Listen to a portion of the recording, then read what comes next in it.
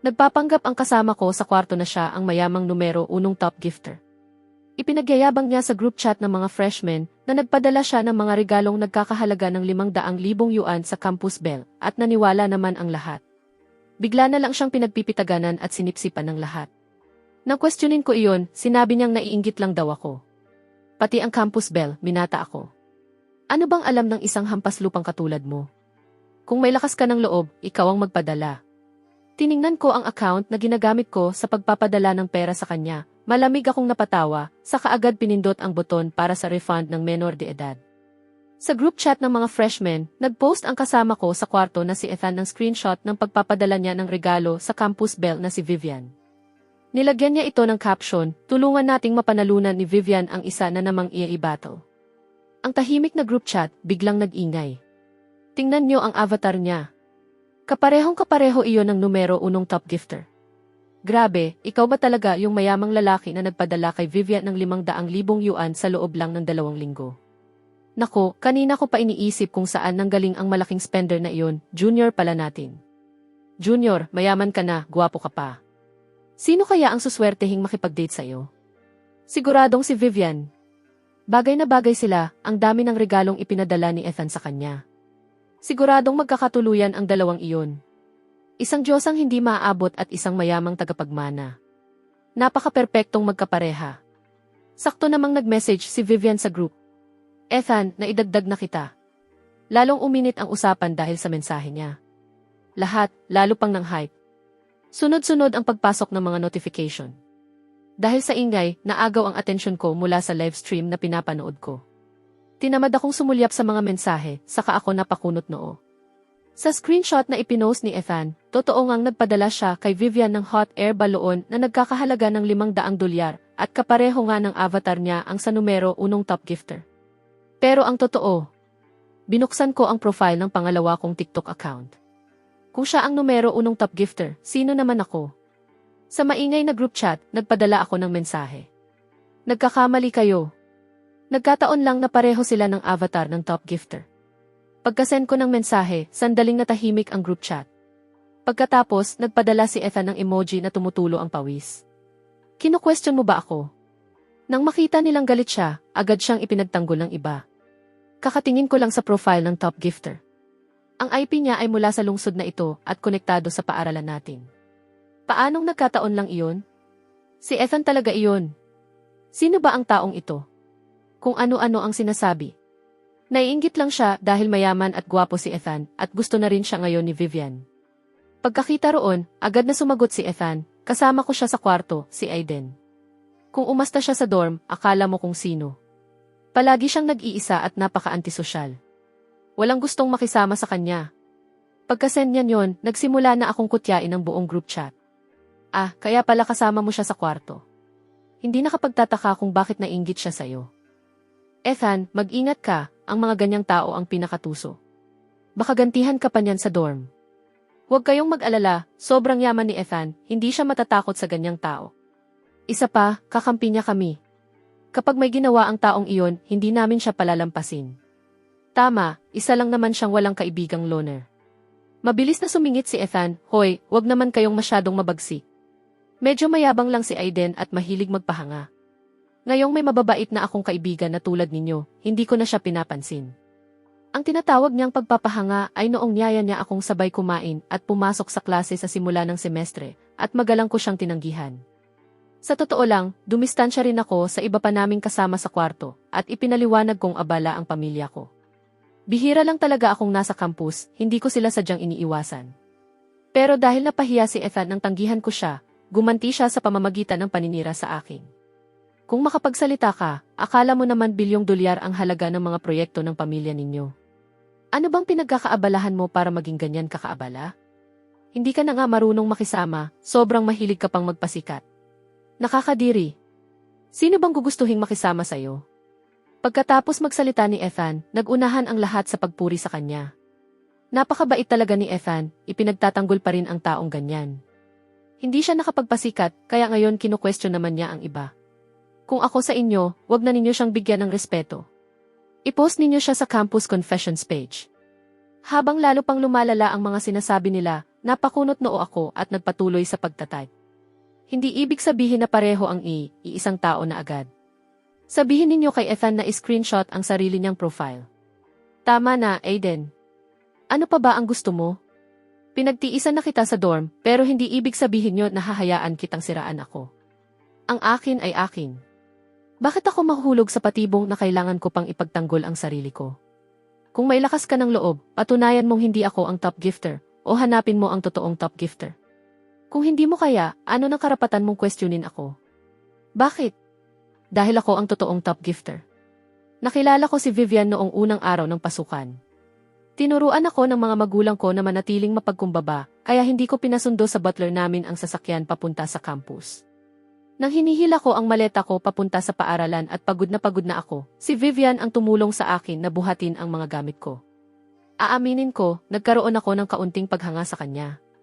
Kaya nang marinig ko mula sa mga nakatatandang estudyante na mahirap ang pamilya niya at nagli-livestream siya sa TikTok para may pambayad sa matrikula, nagpadala ako sa kanya ng 500,000 yuan sa loob lang ng 2 linggo. Para maprotektahan ang dangal niya, gumamit pa ako ng pangalawa kong account. Pero sa sumunod na sandali, sinabi ni Ethan, ikaw ang nagsasabi niyan, patunayan mo. Tiningnan ko ang impormasyon ng account ko, nag-atubili sandali at nagpa siyang huwag na lang i-post ang screenshot. Sakto namang lumitaw si Vivian. Aiden, ikaw ba ito? Nagpadala siya ng screenshot at naroon niya ang mga friend request ko sa kanya sa WhatsApp na hindi niya pinansin. Nagpadala si Vivian ng voice message habang nangungutya, hoy, nagpadala ka ng friend request sa akin noong nakaraang linggo. Hindi ko na inabala ang sarili kong sagutin iyon. At dahil lalaki ka, ayoko sanang magsalita ng masakit. Pero ang sama na ng mga ginagawa mo kay Ethan, hindi ko na matiis. Hindi lang siya ang top gifter ko, isa rin siyang kaibigang napakahalaga sa akin. Hindi ko hahayaang may mambuli sa kanya. Dahil sa mga sinabi ni Vivian, lalo nang naniwala ang lahat na si Ethan ang top gifter niya.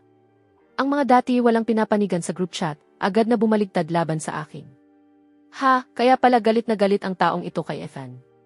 Hindi niya napasikat ang sarili niya sa Diyosa, kaya naiinggit siya dahil si Ethan ang unang naidagdag ni Vivian sa WhatsApp. Pala, isa lang siyang nakakatakot na simp na nagtatago sa anino. Ang katulad mo, paano mo maikukumpara ang sarili mo kay Ethan na mayaman at palakaibigan? Si Ethan ang idinagdag ni Vivian, hindi ikaw. Nababaliw ka na ba? Pagkabasa ko sa mensahe ni Vivian, natigilan ako sandali. Ang tinutukoy niya ay noong sinabi ng academic advisor namin na idagdag ko siya sa WhatsApp para sa sample file ng orientation activity. 2 beses akong nagpadala ng friend request sa kanya at parehong hindi niya pinansin. Kalaunan, pagkatapos kong magsimulang magpadala sa kanya ng mga regalo, nagpadala siya sa akin ng direktang mensahe sa TikTok at hinihingi ang WhatsApp ko. Dahil nag-aalala akong mabunyag ang sikreto ko, hindi ako sumagot. Mabigat ang mga sinabi niya ngayon, pero dahil tinulungan niya ako noong simula ng semestre at may kaunti akong paghanga sa kanya, nagpigil ako. Hindi ko inilabas ang screenshot sa group chat. Sa halip, nagpadala ako ng mensahe kay Vivian. May sasabihin ako sa'yo. Pakitanggap ang friend request ko. Hindi pa nakakasagot si Vivian, pero si Ethan na ang unang sumingit. Hindi mo siya naidagdag noon, kaya ngayon susubukan mong gamitin ang pangalan ko para maidagdag mo siya.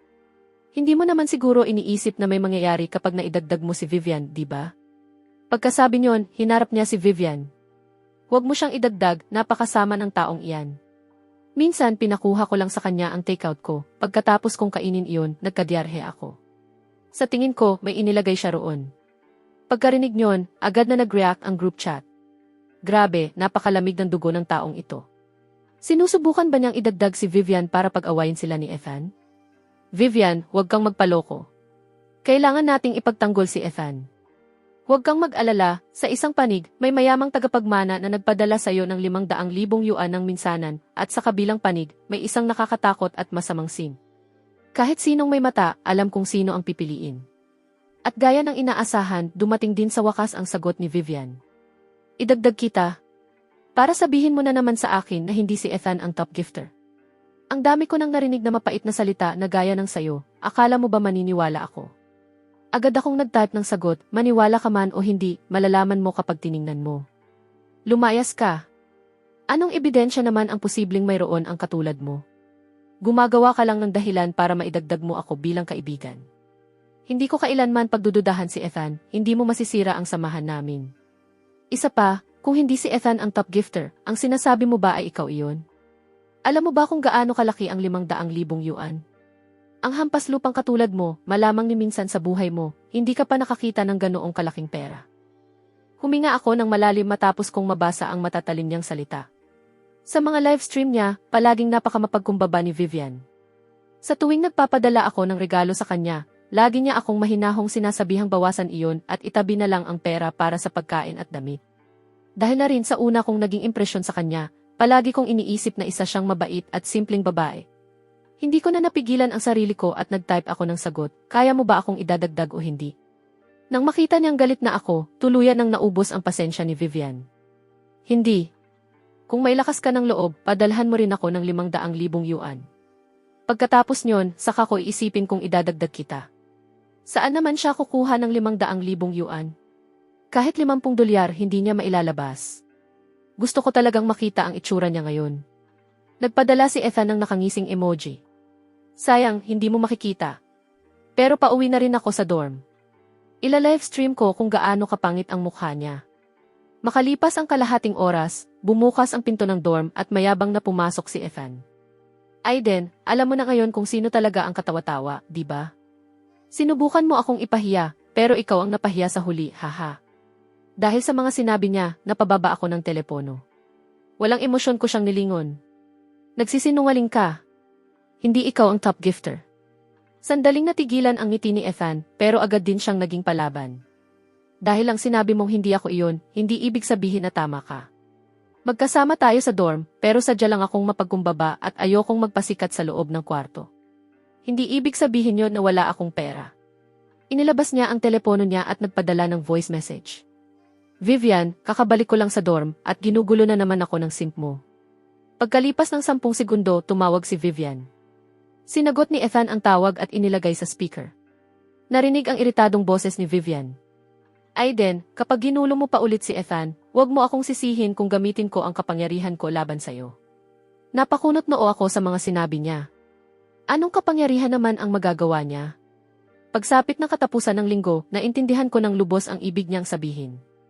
Sa loob ng walang taong conference room, tiningnan ko ang pangalan kong binura sa listahan ng Community Service Club at nanlamig ang mukha ko. Bakit ninyo ako inaalis? Mariin kong tanong. 2 aktibidad na akong sunod na dinaluhan, pinakamataas pa ang naging marka ko sa bawat isa, at isang event na lang ang kulang ko para makumpleto ang report ko. Walang saysay na alisin ninyo ako ngayon. Nakaupo si Vivian sa unahan, inangat ang tingin sa akin nang may pagkainip at nagsalita. Masama ang ugali mo.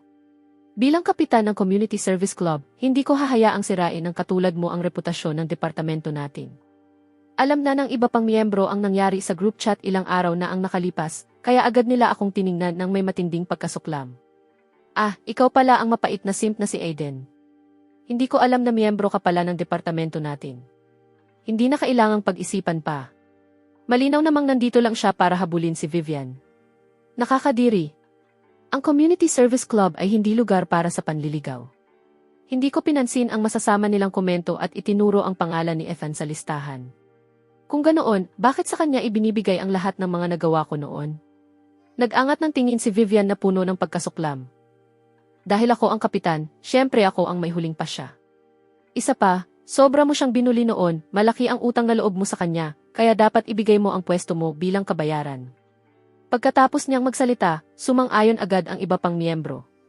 Kahit hindi ka alisin ng kapitan, ayaw na rin naman naming makasama ka sa grupo. Huwag mong isisi kay Ethan ang lahat. Sobrang yaman niya, kaya niyang magbayad ng ibang tao para gumawa ng community service para sa kanya. Hindi niya kailangang agawin ang sayo. Tama. Karangalan pa nga namin na gusto niyang sumali sa amin. Ibigay mo na lang ang pwesto mo sa kanya. Ngayon, umalis ka na. Hindi ka ba nahihiya? Pinalabas nila ako sa conference room. Sa pasilyo, nakatayo si Ethan habang nakahalukip-kip at may mapagmataas na ngiti. Pinalayas ka, ano? Binalaan na kita. Iyan ang nangyayari kapag kinalaban mo ako. Lumabas din si Vivian at hinawakan ang kamay ni Ethan. Bakit mo pa siya pinapansin? Hinila niya si Ethan palayo. Habang nakatingin ako sa malamig niyang likuran, nagsalita ako. Vivian, hindi ka ba natatakot na isumbong kita sa academic advisor dahil sa pang-aabuso mo sa kapangyarihan mo? Huminto sandali si Vivian, saka ngumisi ng hindi man lang lumilingon. Sa tingin mo, ikaw ba ang paniniwalaan ng advisor o ako? Isa pa, sira na ang reputasyon mo sa paaralan, wala nang magsasalita para ipagtanggol ka. Mabait at mapagbigay si Ethan, karapat-dapat siya sa lahat ng ito. Binabayaran ko lang ang utang na loob ko. Pagkarinig ko sa mga salitang, binabayaran ang utang na loob, malamig akong natawa, napailing, at hindi na nagsayang pa ng salita sa kanila. Inilabas ko ang telepono ko, lumipat sa pangalawa kong account, mabilis na kinumpirma ang impormasyon ng 8 kong taong gulang na nakababatang kapatid na babae, saka nagsumite ng request para sa refund ng menor de edad. Palagi kong iniisip na ang perang ipinadala ko ay parang tubig na naibuhos na, wala ng halaga. Hindi na lang ako magpapadala pa ng regalo kay Vivian. Pero ngayong nakita ko na kung sino talaga siya, 500,000 yuan man ay hindi ganoon kalaki. Pero bakit ko naman hahayaang manatili iyon sa kanya? May proseso pa ang pagrepaso ng request, pero hindi ako nagmamadali. Kapag natanggap ni Vivian ang abiso, kusa nang mawawala ang mga chismis tungkol sa akin. Habang mas nagwawala si Ethan ngayon, mas matindi ang magiging balik sa kanya sa huli. Samantala, nakikipagkwentuhan si Vivian kay Ethan. Ethan, may guild tournament ako ngayong weekend. Napakahalaga nito para sa akin. Pupunta ka para suportahan ako, di ba? Puno ng pag-asa ang tingin niya rito. Maraming beses na siyang nagpadala ng direktang mensahe sa TikTok account ng top gifter, pero ni isa ay walang nasagot. Madalas siyang nag-aalala na baka hindi niya makontrol ang isang malaking spender na tulad niyon at natatakot siyang baka hindi na ito bumalik. Ngayong iniisip niyang nasa tabi lang niya ang malaking spender na iyon, sa wakas ay kampante na siyang makahihingi rito ng suporta. Pero ikinagulat niya, nag-alangan si Ethan. Baka wala akong oras ngayong weekend. Titingnan ko pa. Lumingon si Vivian at marahang pinisil ang kamay niya. Naniniwala akong pupunta ka. Hindi mo naman hahayaang matalo ako sa mga mayayabang na streamer na iyon, di ba? Kapag nanalo ako rito, babawasan ko na ang pagla-live stream at mas marami na akong oras na ilalaan sa iyo, kindat niyang may pahiwati. Namula ang mukha ni Ethan. Hindi siya kasing gwapo ng buwisit na si Aiden. Pero kung makakatuluyan niya si Vivian, hindi ba ibig sabihin niyo na nalampasan niya si Aiden? Sa pag-iisip na iyon, agad siyang nagsabi, sige, huwag kang mag-alala, siguradong pupunta ako. Pagbalik ko sa dorm, tiningnan ko ang dashboard ng pangalawa kong account. Nasa proseso pa rin ang pagrepaso ang refund. Papatayin ko na sana ang account nang may mapansin akong direktang mensahe. Uy, fan din ako ni Vivian. May guild tournament siya ngayong weekend. Susuportahan mo siya gaya ng dati, di ba? Punong-puno ng mga mensahe ang inbox ko. Karaniwan ay hindi ko iyon pinapansin, lalo na kapag tungkol kay Vivian. Pero nang titigan ko ang profile picture, malamig akong napatawa. Hindi ba si Ethan ito? Hindi na ako nag-aksaya ng kahit isang segundo at agad kong hinarangan ang account niya. Pagsapit ng weekend, nagpapahinga lang ako sa dorm. Si Ethan, nakaraniwang mahilig magpakitang gila sa labas, nanatili sa loob ng dorm sa pagkakataong ito. Hindi niya ako inasar. Sa halip, mahigpit niyang hawak ang telepono niya habang pabalik-balik na naglalakad dahil sa kaba. Pagsapit ng 7:00, binuksan niya ang live stream ni Vivian at namutla ang mukha niya na parang papel. Paano nangyari ito? Malinaw namang nakalagay sa mensahe ko na pupunta siya, bakit hindi pa rin siya dumarating? May nangyari kaya? Susubukan na naman sana niyang magpadala ng direktang mensahe sa pangalawa kong account, pero sa kanya na lamang na hinarangan ko na siya. Sa sobrang galit ni Ethan, gusto na niyang ibato ang telepono niya. Sakto namang tumunog ang telepono niya. Nagmadali siyang sumagot at narinig ang balisang boses ni Vivian. Ethan, bakit wala ka sa live stream ko? Matatalo na ako. May inaasikaso lang ako ngayon. Hindi ba nagkasundo na tayo sa oras? Paano ka magkakaroon ng ibang aasikasuhin ngayon? Paano kung matalo ako?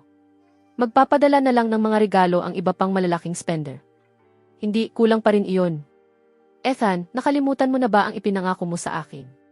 Mariing nakiskisan ang mga ngipin ni Ethan habang masama niya akong tinitigan. Pagkatapos ay sinabi niya, wala akong magagawa, may problema ang dati kong account. Ganito na lang.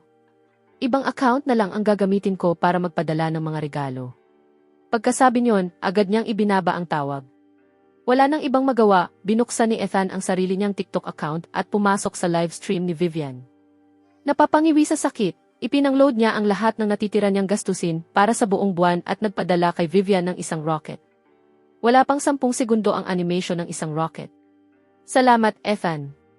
Napakabukas palad mo. Pagkasabi ni Vivian yon, biglang nag-ingay ang chat. Grabe, gumagamit ng ibang account ang numero unong top gifter. Sige na, kaming maliliit na spender, tabi na lang. Oras na para sa one-man show ng top gifter. Makakakita na naman tayo ng sunod-sunod na gift effects sa buong screen. Astig. Sabik ding naghintay si Vivian kasama nila.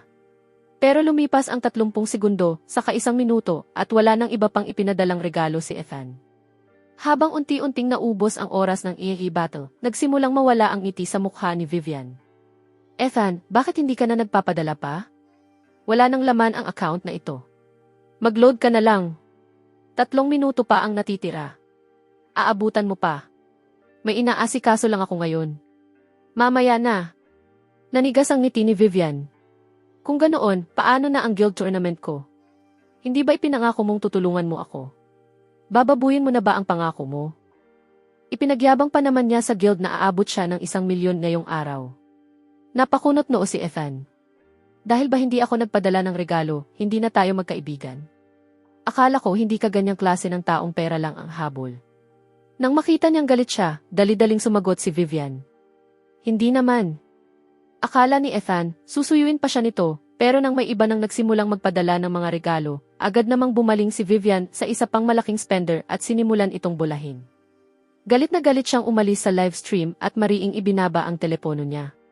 Nasaksihan ko ang lahat ng iyon at hindi ko napigilang matawa. Ang para sa'yo ay mapapasa iyo at ang hindi sa'yo, balang araw ay mabubunyag din. Ano bang alam mo? Sinusubok ko lang siya, hindi naman sa wala akong pera. Babalik din siya para suyuin ako, mas mabuti pa kaysa sa isang simp na todo, habol sa kanya pero binabaliwala lang. At gaya nga ng inaasahan, makalipas ang kalahating oras, tumawag si Vivian pero iritado pa rin ang tono niya. Ethan, hindi ka dapat naging ganyan katigas ang ulo. Sobrang laki ng naging pagkatalo ko ngayon. Kasalanan mo ba iyon? Kung hindi ka umasta na parang pera ko lang ang habol mo, hindi sana ako napahiya sa harap ni Aiden. Ano na naman ang sinabi niya? Kinutya niya ako, sinabi niyang pera lang daw ang mayaalok ko. Hay, wag mong pakinggan ang mga kalokohan niya. Hindi naman pera mo ang dahilan kung bakit kasama kita, kung hindi, hindi sana kita sinusuyo ngayon. Naiinggit lang siya sa'yo at hindi niya matanggap na masaya tayo. Babawian ko siya para sa'yo. Mabilis na lumipas ang mga araw at dumating ang pagsusuri sa katapusan ng buwan. Bilang kapitan ng Community Service Club, umakyat si Vivian sa entablado bilang kinatawang tagapagsalita. Bago siya umakyat, masama niya akong tiningnan at nakaramdam ako ng hindi magandang kutob. At gaya ng inaasahan, sa kalagitnaan ng talumpati niya, walang pag-aatubili niyang sinabi, si Aiden mula sa departamento namin ay may masamang ugali at napakasama ng asal. Hinihiling kong bawiin ang kwalifikasyon niya para sa parangal sa katapusan ng semestre. Samantalang si Ethan ay mabait, mapagbigay at mahusay makisama sa grupo. Naniniwala akong mas nararapat na estudyante ang dapat makatanggap ng parangal na ito. Pagkatapos niyang magsalita, agad namang sumang-ayon ang mga miyembrong nasa ibaba. Hindi naman talaga ako kilala ng mga guro, pero malaki ang simpatsya nila kay Vivian na mahirap at nagsisikap magtrabaho para mapag-aral ang sarili. Pagkatapos ng maikling pag-uusap, nagpa siya ang mga guro na sundin ang mungkahi ni Vivian at binawi ang kwalifikasyon ko para sa parangal. Vivian, dahil gustong-gusto mong abusuhin ang kapangyarihan mo, aalis na lang ako sa student council. Sumali lang naman ako sa student council para sa parangal. Nanatili akong mapagkumbaba, umaasang makagawa ng magandang impresyon sa mga guro. Ayoko ring magpasikat o tingalain ng iba dahil lang sa estado ng pamilya ko, pero hindi ibig sabihin nyo na hahayaan ko na lang kayong apihin ako. Nang makita niyang galit ako, nangutya si Vivian. Tinatakot mo ba ako? Akala mo ba talagang maapektuhan ang student council kapag umalis ka? Masyado mong mataas ang tingin sa sarili mo. Umirap si Ethan. Umalis ka na lang. Isang Aiden ang mawawala, isang ako naman ang madadagdag, alam ng lahat kung alin ang tamang piliin. Agad namang sumang-ayon ang iba pang miyembro. Siyempre, si Ethan ang pipiliin namin. Mas magaling pa siya kaysa sa isang kahina-hinalang taong ang alam lang ay questionin ang iba. Kung isasantabi ang usapang pera, mahusay din naman si Ethan. Malamig akong napatawa. Kung isasantabi ang usapang pera, may maipagmamalaki ba talaga sila? Sakto namang nag-vibrate ang telepono ko.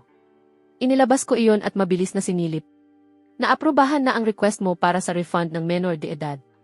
Ibabalik sa account mo ang pera sa lalong madaling panahon. Kasabay nyon, natapos ni Vivian ang talumpati niya at bumaba ng entablado ng taas noo. Pagbalik niya sa upuan niya, biglang sunod-sunod ang pagpasok ng mga mensahe sa telepono niya. Dahil nagpapatuloy pa ang pulong, hindi niya muna iyon inilabas at isinilent na lang ang telepono niya. Pagkatapos ng talumpati niya, nagsimula ang botohan at halos lahat ng boto ay napunta kay Ethan sa halip na sa akin. Sakto namang napakunot noo ang isang lalaki mula sa Public Relations Department at nagsalita. Sa tingin ko, medyo hindi patas ang ginagawa ninyo. Wala namang ginawang mali si Aiden. Aktibo siya sa bawat event. Basta na lang ninyo inaalis ang parangal niya at ibinibigay kay Ethan. Pambubuli na iyan. Sinulyapan siya ni Vivian at nangut siyang nagsalita. Usapin ito ng Community Service Club. Ano na karapatan mong makialam? May isa pang lalaking malamig na nagsalita. Ako ang kapitan ng Public Relations Department. May karapatan na ba ako? Nang makitang may nagtatanggol sa akin, sumimangot si Ethan. Umirap si Vivian at may patutsadang sinabi. Kung gustong-gusto mo siyang ipagtanggol, kunin mo na lang siya sa Public Relations Department. Aalis na rin naman siya sa Community Service Club, malamig na sabi ng kapitan ng Public Relations Department. Sige, kukunin namin siya. Sa tingin ko, masipag siyang tao. Lumingon siya sa akin. Aiden, gusto mo bang sumali sa Public Relations Department? Basta manatili kang masipag, irerekomenda kita para sa parangal ngayong semestre. Wala akong dahilan para tumanggi, kaya agad akong umiti at pumayag.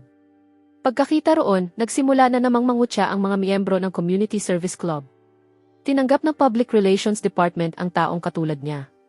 Magiging masaya itong panoorin. Ang daming lalaki sa Public Relations Department. Huwag ninyong hayaang maging mga simp din silang lahat gaya niya.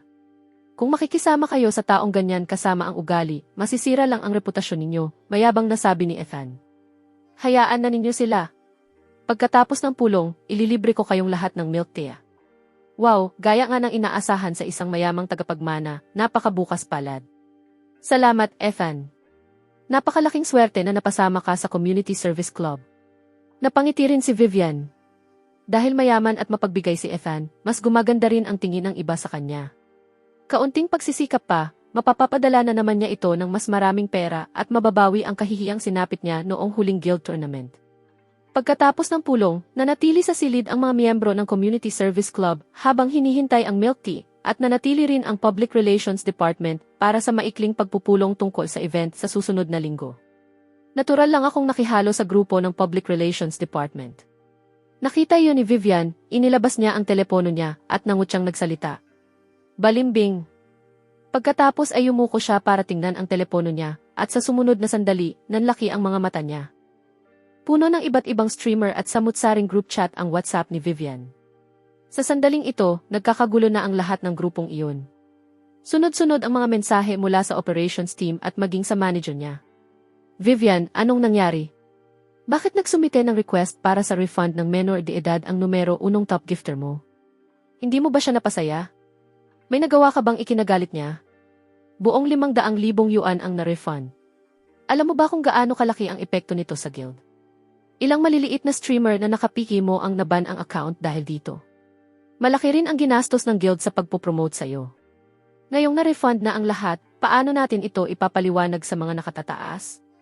Hindi rin natin makukuha ang mga reward mula sa platform. Kailangan mong panagutan ito. Walang tigil ang pagdating ng mga mensahe. Nangitim ang paningin ni Vivian. Miss Tina, nagbibiro ba kayo? Galit na sumagot si Tina. Anong nagbibiro? Maghanda ka ng bayaran ang kumpanya. Hindi makapaniwala si Vivian. Unti-unting nanlumo ang mukha niya. Nanginginig ang mga kamay niyang binuksan ang streaming dashboard. Dahil sa limitasyon ng bank card niya, hindi pa niya nawi-withdraw ang kinita niya. Ang mahigit 200,000 yuan na bahagi niya mula sa mga regalong ipinadala ko, naglaho na lahat. Mahigit 8 yuan na lang ang natira sa balanse niya. Bigla niyang inangat ang ulo at mariing tinitigan si Ethan. Si Ethan naman ay abala sa pamimigay ng milk tea at itinabi ang pinakamaganda para kay Vivian. May mahiyain siyang ngiting iniabot iyon kay Vivian. Ate, iyong may dagdag na toppings ang kinuha ko para sa'yo. Napakasarap nito. Hindi iyon tinanggap ni Vivian. Paos ang boses niyang nagtanong kay Ethan. Bakit ka nagsumite ng request para sa refund? Naguluhan ang mukha ni Ethan. Ha? Huwag kang magpanggap. May proseso pa bago maaprubahan ang refund ng menor de edad. Matagal mo na sigurong isinumite ang request na ito. Pagkatapos ay itinapat ni Vivian ang telepono sa mukha ni Ethan. Nakasulat sa screen, nag-refund ka ng mga regalong nagkakahalaga ng 246,888 yuan. Biglang nanigas ang ngiti ni Ethan. Palipat-lipat ang tingin niya habang nautal na nagsalita. Ate, hindi ko rin alam. Baka may batang napaglaruan ang account ko. Pag-uwi ko, titingnan ko agad. Pero paano pa makakapaghintay si Vivian? Sunod-sunod ang pagpasok ng mga mensahe sa telepono niya. Hindi na siya makapaghihintay. Tingnan mo ngayon din. Kung nagkamali lang, ibalik mo agad ang 500,000 yuan. Pero saan naman kukuha si Ethan ng 500,000 yuan? Hindi naman siya ang totoong malaking spender.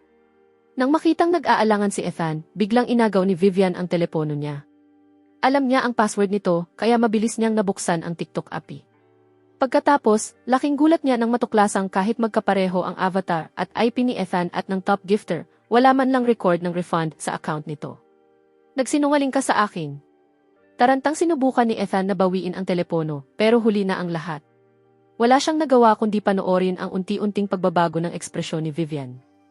Ginawa ko ang lahat para sa'yo sa buong panahong ito, ako mismo ang nagpabagsak kay Aiden para sa'yo. Ibinigay ko pa sa'yo ang kredito ko at maging ang kwalifikasyon ko para sa parangal, tapos nagsinungaling ka lang sa akin. Ethan, saan mo naman nakuha ang lakas ng loob na magpanggap na malaking spender?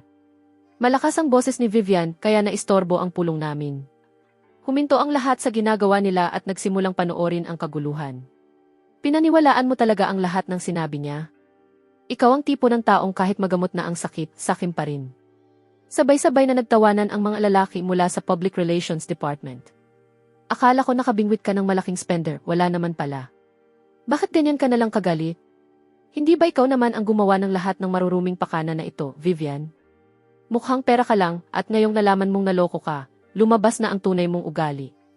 Marahil dahil masyadong masasakit ang mga sinabi nila o dahil masyadong biglaan ang pagbabago ng ugali ni Vivian.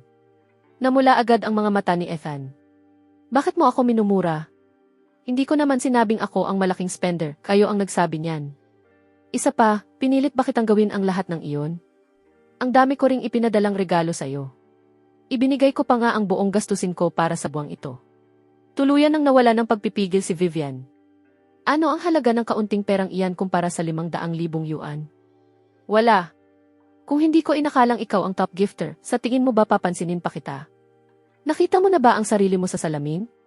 Tuluyan nang nagalit si Ethan. Ano nang karapatan mong insultuhin ako? Akala mo ba napakabuti mong tao? Isa ka lang namang manlolokong gustong makakuha ng pera mula sa malalaking spender. Ano nang ikinabubuti mo kaysa sa akin? Hindi man lang ako nagpanggap na malaking spender para lang mapalapit sa'yo. Kapag naiisip ko ang lahat ng sinabi ko sa'yo, nasusuka ako. Higit sa lahat, hindi niya maintindihan kung paano niya nagawang magalit ang totoong malaking spender. Ang taong kayang magpadala ng 500,000 yuan sa loob lang ng 2 linggo ay siguradong kaya pang magpadala ng mas marami sa hinaharap. Saan ba siya nagkamali? Sakto namang may narinig na boses ng isang lalaki mula sa pintuan ng conference room. Paumanhin po, sino po rito si Ginoong Aiden? Matapos kong masiyahang panoorin ang drama, masaya akong tumayo. Ako iyon. Dumating na po ang in-order ninyo mula sa Fortune Pavilion. Dito na po ba namin ihahain? Pagkasabi niya yon, napatitig ang lahat, pati ang mga miyembro ng Community Service Club, sa sobrang hindi makapaniwala. Ano? Pagkain mula sa Fortune Pavilion? 10,000 yuan ang pinakamababang halaga ng order sa restaurant na iyon. Kahit isang simpleng putahing nilagang labanos, 1,800 yuan ang presyo. Kaya palang umorder ni Aiden doon. Hindi ko pinansin ang mga nagdududa nilang tingin at humarap ako sa kapitan. Pwede ba kaming kumain dito? Tulala siyang tumango. Tama. Kaya pinapasok ko ang mga tagasilbi at pagkapagbukas ng pinto ng conference room, sunod-sunod na pumasok ang 8 tagasilbi. Para mapanatili ang kalidad ng pagkain, dinala rin namin ang mga kagamitan sa pagkain ng restaurant. May karagdagang bayad po ito. Narito na po ang 8 putahe ninyo. Sana ay masiyahan kayo sa inyong pagkain. Ang kabuang halaga po ay 78,000 yuan. Naipadala na po ang resibo sa email ninyo. Sige, babayaran ko pagkatapos kong kumain. Maraming salamat sa inyong order, mahal naming VIP na customer. Kung may kailangan pa po kayo, tawagin niyo lang kami. Natigilan ang lahat habang pinapanood akong kalmadong nakikipag-usap sa tagasilbi. Isa-isang inilatag ang 8 putahe, at lahat ng iyon ay mga pinakasikat na putahe ng Fortune Pavilion. Ang handaan na ito ang pasasalamat ko sa pagtanggap ninyo sa akin. Dahil sa sinabi ko, saka lang sila natauhan. Hindi pa nga nakaka-react ang mga miyembro ng Public Relations Department, pero sumabog na ang Community Service Club. Grabe, ganito pala kayaman si Aiden? Halos 100,000 yuan ang halaga ng pagkain, basta na lang niyang inilabas. Bigla tuloy hindi na masarap ang milk tea na hawak ko. Hindi ba si Ethan daw ang malaking spender? Bakit lemon water lang ang ipinabili niya sa atin? Ang kuripot naman. Hindi ba inamin na rin niyang nagpapanggap lang siya? Kung ganoon, sino ang totoong malaking spender? May nag-file ng refund ng menor de edad, sino bang nagalit ni Captain Vivian? Posible kayang si Aiden talaga ang totoong malaking spender. Pagkasabi niyon, nabalot ng matinding katahimikan ang buong Community Service Club. Hindi maaari. Isa lang namang desperadong simp si Aiden. Matagal ko na siyang kasama sa kwarto, paano ko hindi malalamang mayaman pala siya? Mayaman ka ba? Kakalabas lang niya ng halos 100,000 yuan para sa isang kainan, at malamang siya rin ang nag-file ng refund dahil ikaw ang nagpagalit sa kanya. Dahil sa mga salitang iyon, saka lang natauhan si Vivian. Paulit-ulit siyang sumisigaw ng hindi maaari sa isip niya, pero paano kung totoo nga? Kung ganoon nga ang nangyari. Namutla ang mukha ni Vivian at naglakad siya palapit sa akin. Aiden, kailangan kitang makausap. Labas tayo. Tumalikod siya at naglakad, pero pagkaraan ng ilang hakbang, napansin niyang hindi ako sumusunod. Hindi ko siya pinansin at masaya lang akong kumakain. Aiden, tigilan mo na ang pagpapasikat. Kailangan talaga kitang makausap. Nang makita ng kapitan ang apoy sa mga mata niya, tinapik niya ang braso ko. Hoy, may tumatawag ba sa'yo? Wala naman akong narinig. Parang aso lang na tumatahol. Kapitan, may narinig ba kayo? Tama, parang aso nga ang tumatahol. Lalong dumilim ang mukha ni Vivian. Pinigilan niya ang pagkainip niya at maingat na nagtanong. Kung ikaw ang top gifter ko, bakit hindi mo sinabi agad? Sa puso niya, ipinagdarasal niyang itanggi ko iyon pero nabigo siya. Kung sinabi ko agad, paano kung malalaman ang tunay mong pangit na ugali? Sabay na nagbago ang mga mukha ni na Vivian at Ethan. Impossible. Paano ko hindi nalaman? Hindi na ako nag-aksaya ng oras na makipagtalo sa kanila. Naibalik na sa account ko ang refund. Sa harap nila, binuksan ko ang TikTok at mabilis na binura ang account. Huwag pakiusap, huwag mong burahin. Aiden, lahat ng ginawa ko sa'yo noon ay dahil inudyukan ako ni Ethan. Hindi iyon ang tunay kong gusto. Maniwala ka sa akin kahit isang beses pa. Pakikansela ang refund, pakiusap. Lumingon siya kay Ethan. Kasalanan mo ang lahat ng ito, buwisit ka. Puro kasinungalingan ang lumalabas sa bibig mo at ikaw pa ang nagpasimula ng lahat ng gulo. Hindi tinatanggap ng departamento namin ang taong katulad mo. Umalis ka ngayon din. Nag-aapoy sa galit ang mga mata ni Ethan. Susugurin na sana niya si Vivian, pero agad siyang pinalabas ni Vivian sa ibang tao. Masaya ka na ba ngayon, Aiden? Alam kong gusto mo ako, kung hindi, hindi mo sana ako pinadalhan ng napakaraming regalo. Mula ngayon, ipinapangako kong sa'yo lang ako magiging mabuti. Pwede ba tayong magsimula ulit? Tiningnan ko ang kamay niyang nakalahad at napakunot noo ako sa pagkasuklam. Nakakadiri ka. Ano nang nagpapaisip sa'yo na karapat-dapat kang maging kaibigan ko? Nagpadala lang ako noon ng mga regalo sa'yo para sa kasiyahan. Huwag mong isipin na nagustuhan talaga kita. Naibalik na ang pera. Wala na tayong anumang ugnayan sa isa't isa. Tigilan mo na ang panggugulo sa akin. Lumayas ka. Tumayo ako at umalis. Aiden, sabihin mo na ang lahat ng gusto mong sabihin dahil galit ka, pero kaya mo ba talaga akong bitawan? Alam kong nagtatampo ka lang, sinusubukan ko lang namang makipagbati sa'yo. Huwag mo naman akong ipahiya sa harap ng lahat. Napatawa ako. Mayaman ako. Kaya kong magpadala ng regalo kahit kanino ko gusto. Ano naman ang mamimiss ko sa'yo? Biglang nagalit si Vivian. Pera lang ba ang sukatan ng lahat? Ako ang campus belle at isa akong kapitan. Hindi rin ako naubusan ng malalaking spender sa livestream ko. Huwag mong isiping mas mataas ka sa lahat. Nakikipagbati lang ako sa'yo bilang paggalang. Kung ipagpapatuloy mo pa ito, nakakasawa na. Tama, nakakasawa na nga. Ang dami mong problema pagkatapos ng refund, ano? Bakit hindi ka humingi ng tulong sa mga malalaking spender mo? Isa ka lang namang nagpapanggap na inosenteng bulaklak na nabubuhay sa pera ng mga lalaki. Saan mo kinukuha ang kapal ng mukhang umasta na parang napakatuwid mo? Akala mo ba pwede mong makuha ang lahat ng gusto mo? Aiden, masyado nang matalas ang dila mo. Akala mo ba wala akong dignidad? Kung ganoon, dalhin mo ang dignidad mo at lumayas ka. Kahit wala ka, maayos pa rin ang buhay ko. At ikaw, wag mong isiping dahil may pera ka, pwede mo nang gawin ang lahat ng gusto mo. Tingnan na lang natin. Mabilis na kumalat sa buong batch ng mga freshmen ang balitang ako ang totoong malaking spender. Isa-isang lumabas ang mga taong nang insulto sa akin noon para humingi ng tawad. Bulag kami, Aiden. Huwag ka nang magalit sa amin. Kasalanan lahat iyon ni Ethan. Paano niya nagawang magsinungaling ng ganoon? Nakakadiri. Hay, kapag naiisip ko kung gaano siya kayabang sa harap ni Aiden, talagang isa siyang katawa-tawa. Ano kaya ang ginagawa ni Vivian ngayon? Malamang punong-puno na siya ng pagsisisi. Sa mismong sandaling iyon, si Vivian naman ay pinapagalitan sa agency niya. Akala mo ba refund lang ang katapusan nito? Napakalaki ng ginastos ng kumpanya sa pagbuo ng imahe mo, pati ang mga bonus na nakuha mo sa mga nakaraang event, kailangan mong isauli ang lahat, kung hindi, kakasuhan ka namin. Miss Tina, estudyante lang po ako at mahirap lang ang pamilya ko. Saan naman ako kukuha ng 200,000 yuan? Hindi ba nasa iisang paaralan lang kayo ng top gifter? Ano, hindi mo ba kayang suyuin siya para magpatuloy siyang magpadala ng pera sa'yo?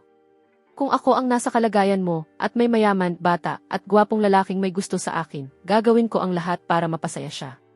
Hindi ko talaga maintindihan kung bakit napakataas ng tingin mo sa sarili mo.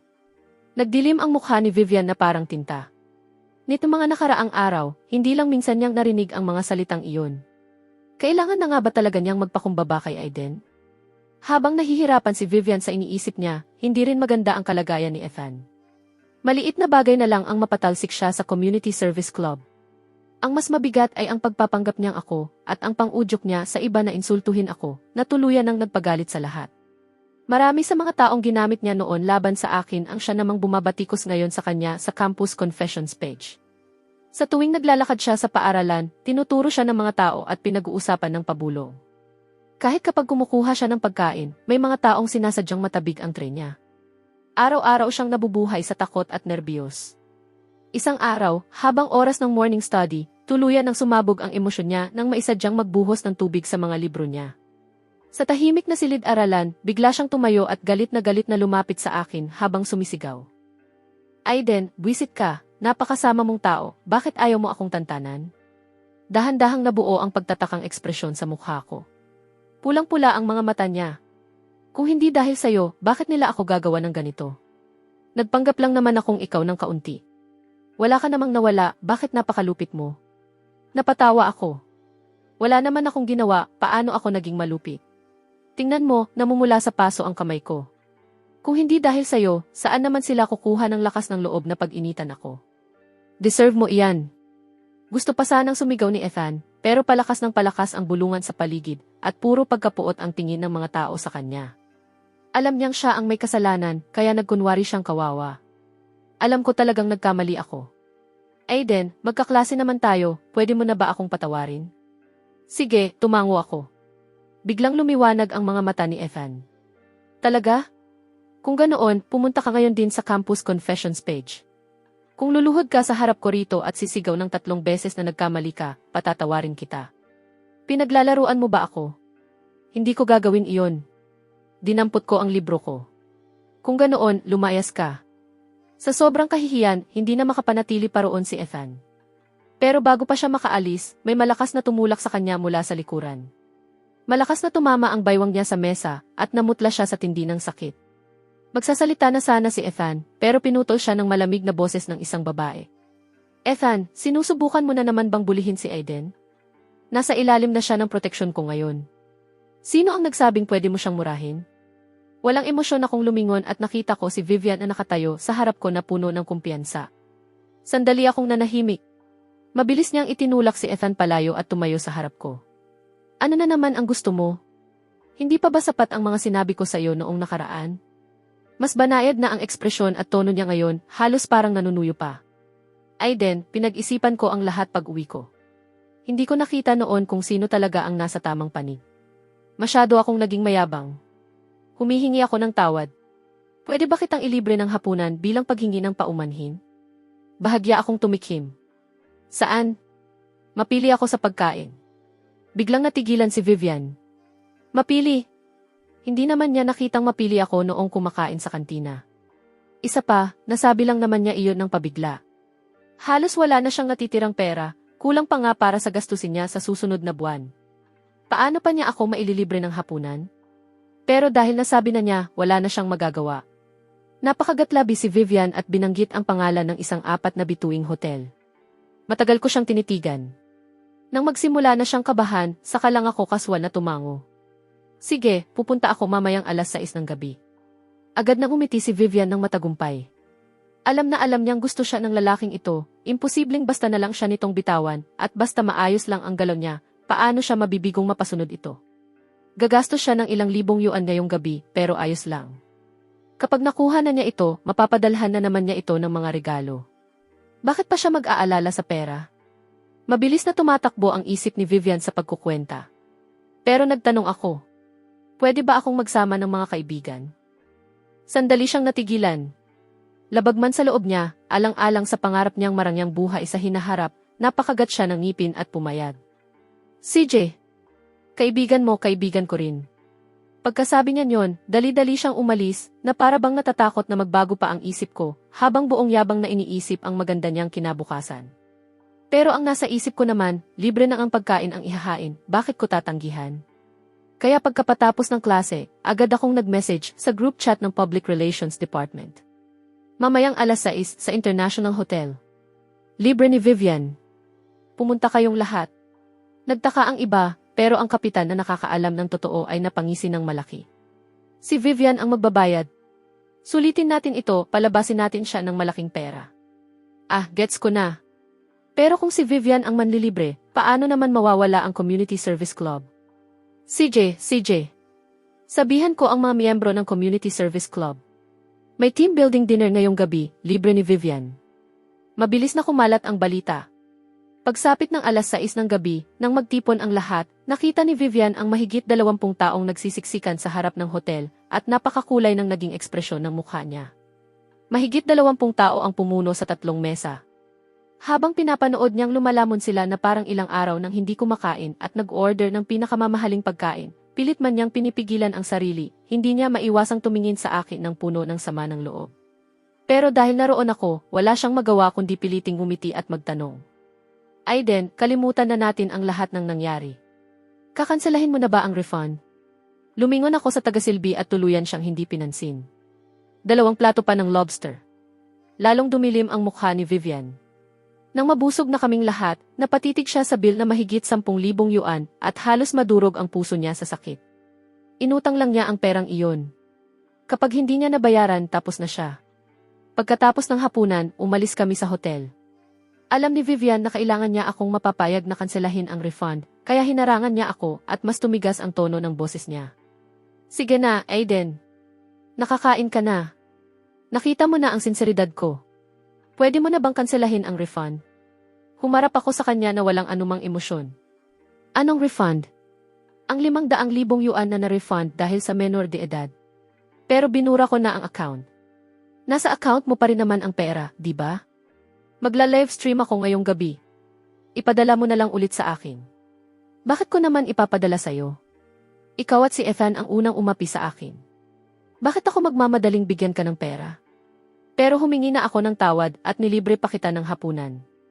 Habang pinapanood ko siyang lalong nagagalit, tumingala ako sa langit ng bahagya. Hindi lahat ng paghingi ng tawad ay nararapat tumbasan ng pagpapatawad. Unti-unting nagdilim ang mga mata ni Vivian.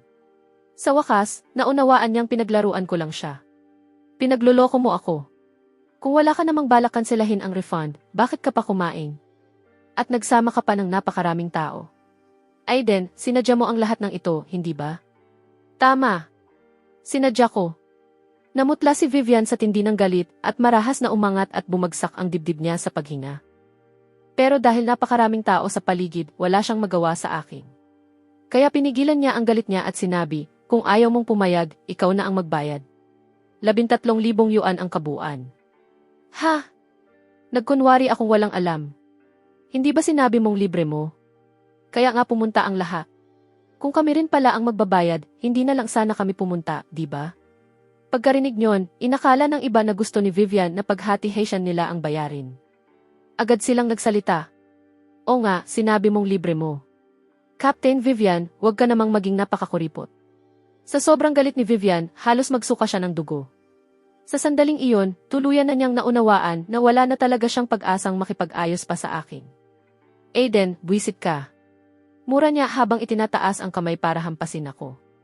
Pero sa sumunod na sandali, hinarangan siya ng ilang tao. Hindi magandang ideya ang manakit. Nang makitang umiinit na ang sitwasyon, sinabi ko sa kapitan. Ano pa nang hinihintay ninyo? Nanakit na si Vivian sa harap ng napakaraming tao, tumawag na tayo ng pulis. Itinuring itong isang alitang sibil. Pinagsabihan ng mga pulis si Vivian bago siya pinayagang umalis. Pagkalabas niya sa presinto, sunod-sunod na namang tumunog ang telepono niya. Miss Vivian, may utang po kayong 23,000 yuan na dapat bayaran bago ang ikatlo ng susunod na buwan. Kapag nahuli ang bayad, maaapektuhan ang credit score ninyo. Magandang araw, Miss Vivian. Nagsampa na po ang aming law firm ng kaso laban sa inyo para sa halagang 260,000 yuan. Pakibayaran po ito bago ang ikasampu ng susunod na buwan. Vivian, dahil sa napakaraming refund kamakailan, naban na ang live stream room mo. Vivian, umatake na naman ang sakit ng nanay mo. Kailangan pa rin natin ng 30,000 yuan. Kailan mo ipapadala ang pera? Isa-isa niyang binasa ang mga mensahe tungkol sa paniningil ng utang. Nangitim ang paningin niya at napuno ng matinding kawalan ng pag-asa ang mga mata niya. Samantala, si Ethan, habang hinihimas ang baywang niyang may pasa, ay lumabas ng klinika nang tawagan siya ni Vivian. Pagkasagot niya, sinabi nitong magkita sila sa rooftop ng paaralan. Inakala niyang hihingi ito ng tawad, kaya dali-dali siyang pumunta roon ng puno ng pag-asa. Pero pagdating niya, bigla siyang sinunggaban ni Vivian sa liig gamit ang nanginginig nitong mga kamay at isinandal sa pader. Kasalanan mo ang lahat ng ito. Kung hindi dahil sa'yo, hindi ko sana nagalit si Aiden. Hindi sana ako hahantong sa ganitong kalagayan. Hindi na ako mabubuhay ng maayos at hindi rin kita hahayaang mabuhay. Si Ethan, na halos hindi na makahinga at unti-unting nangingitim ang mukha, ay nagpumiglas at sumigaw para humingi ng tulong, pero lalo lang humina ang boses niya. Nang malapit na siyang masakal hanggang mamatay, biglang bumukas ang pinto ng rooftop, at itinuro ng mga gwardiya ang kanilang mga baton kay Vivian. Bitawan mo siya. Tangkang pagpatay na iyan. Tumawag na kami ng pulis. Hindi nakinig si Vivian. Sa halip, lalo siyang natakot sa mga sinabi ng mga gwardiya. Wala na siyang matakbuhan, at kung makukulong pa siya, hindi na siya mabubuhay ng maayos, ni hindi rin makapapayapa.